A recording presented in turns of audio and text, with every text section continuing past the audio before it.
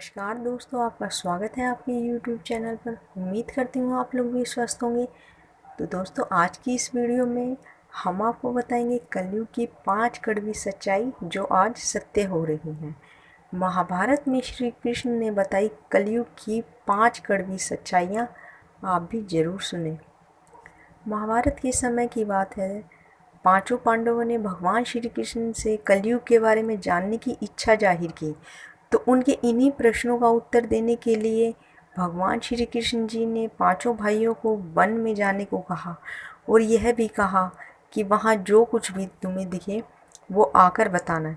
युधिष्ठिर जी महाराज ने देखा कि किसी हाथी की 2 सूंड है।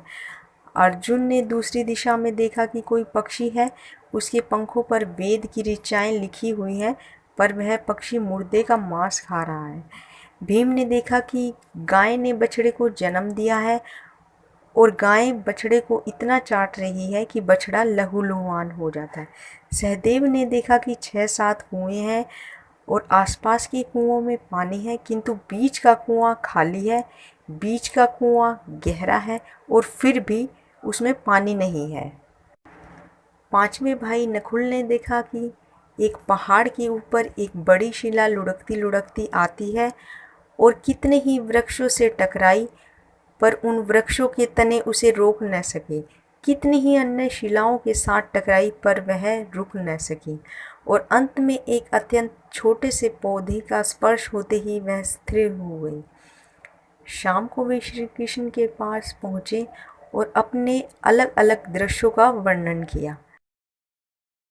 युधिष्ठिर जी कहते हैं, मैंने 2 सूंड वाला हाथी देखा तो मेरे आश्चर्य का कोई पार न रहा। तब श्री कृष्ण जी कहते हैं, कलयुग में ऐसे लोगों का राज्य होगा जो दोनों ओर से शोषण करेंगे, बोलेंगे कुछ और करेंगे कुछ। ऐसे लोगों का ही राज्य होगा। अर्जुन ने आश्चर्य देखा कि पक्षी के पंखों पर वेद की ऋचाएँ लिखी हुई हैं और पक्षी मुर्दे का मांस खा रहा है।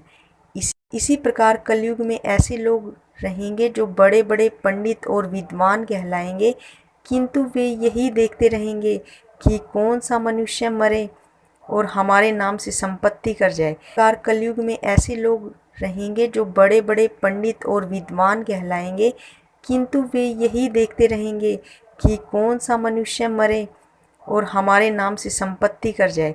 चाहे कितने भी बड़े लोग होंगे, किंतु उनकी दृष्टि तो धन के ऊपर ही रहेगी।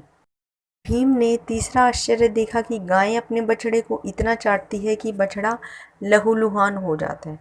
कलयुग का आदमी शिशुपाल हो जाएगा। बालकों के लिए इतनी ममता करेगा कि उन्हें अपने विकास का अवसर ही नहीं मिलेगा। किसी का बेटा घर छोड़कर साधु बनेगा तो हजारों व्यक्ति दर्शन करेंगे, किंतु यदि स्वयं का बेटा साधु बनता होगा तो रोएंगे कि मेरे बेटे का क्या होगा। इतनी सारी ममता होगी कि उसे मोह माया और परिवार में ही बांध कर रखेंगे और उसका जीवन वहीं समाप्त हो जाएगा। सहदेव ने चौथा आश्चर्य यह देखा कि 5-7 भरे कुओं के बीच का कुआं एकदम खाली है। कलयुग में धनाढ्य लोग लड़के लड़की के विवाह में तो लाखों रुपए खर्च कर देंगे, परंतु पड़ोस में ही यदि कोई व्यक्ति भूखा प्यासा होगा तो यह नहीं देखेंगे कि उसका पेट भरा है या नहीं।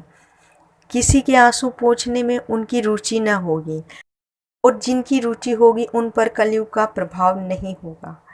5वें भाई नकुल ने देखा कि एक बड़ी चट्टान पहाड़ से लुढ़की। वृक्षों के तने और चट्टानें उसे रोक न पाए, किंतु एक छोटे से पौधे से टकराते ही वह तुरंत रुक गई। कलयुग में मानव का मन नीचे गिरेगा, उसका जीवन पतित होगा। यह पतित जीवन धन की शिलाओं से नहीं रुकेगा, न ही सत्ता के वृक्षों से रुकेगा, किंतु हरिनाम के एक छोटे से पौधे से, हरि कीर्तन के एक छोटे से पौधे से मन का पतन होना रुक जाएगा। और इस तरह इन सभी बातों में श्री कृष्ण ने कलयुग की सच्चाइयाँ बता दी थी। तो दोस्तों, अगर आपको मेरे द्वारा दी गई जानकारी ज़रा भी यूज़फुल लगी तो प्लीज़ आप वीडियो को लाइक कीजिए, शेयर कीजिए और सब्सक्राइब कीजिए। Thanks for watching.